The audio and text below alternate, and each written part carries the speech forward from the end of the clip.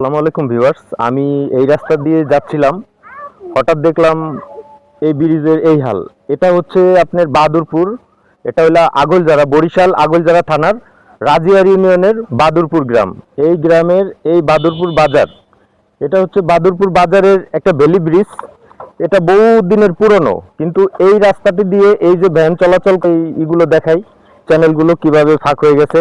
এখানে কিন্তু অনেক মারাত্মক অনেক ভাইয়া, এখানে মানে কোনো মানুষের কোনো ক্ষতি অনেক ক্ষতি হয়েছে। একজনের হাত পাও ভাঙিয়ে মনে করেন হাসপাতালে 3-4 মাস।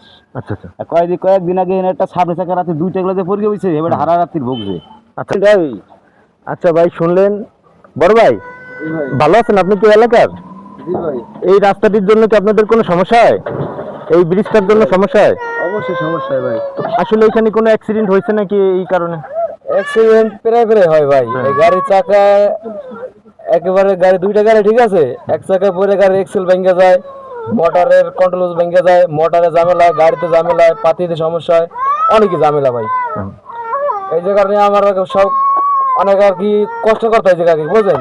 ব্রিজটা ভাঙ্গা যদি একটু নির্মাণ হতো ভালো হতো, আমাদের জন্য ভালো হতো আর কি ভাই। আচ্ছা আচ্ছা আচ্ছা, আপনারা এই ধন্যবাদ। আসলে শুনলেন যে আসলে মানুষের কত কষ্ট, শুধু কষ্ট এটাই না, এই ব্রিজের কারণে কিন্তু প্রতিনিয়ত অনেক অ্যাক্সিডেন্ট হচ্ছে, এই জায়গায় কিন্তু অনেক দুর্ঘটনা ঘটতেছে, মানুষের কিন্তু অনেক ক্ষতি হচ্ছে। আসলে এই ক্ষতিগুলো কিন্তু যারা এর দায়িত্বে আছে, যারা কর্মরত আছে, যে এই ব্রিজ সংস্কারের জন্য এই ক্ষতিপূরণ কে দেবে?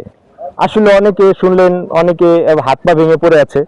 তো আমি চাই যে এই জনগণের, এই যে এলাকাবাসীর যাতে দুঃখ কষ্ট আপনি একটু দেখবেন, যারা কর্মরত আছেন, যারা এই নতুন বাংলাদেশ পরিচালনার দায়িত্বে আছেন, আপনারা ঘুরে ঘুরে এগুলো দেখবেন। আপনারা নির্বাচনের সময় আসেন, পরে আর আপনারা কোনো খোঁজ খবর নেন না।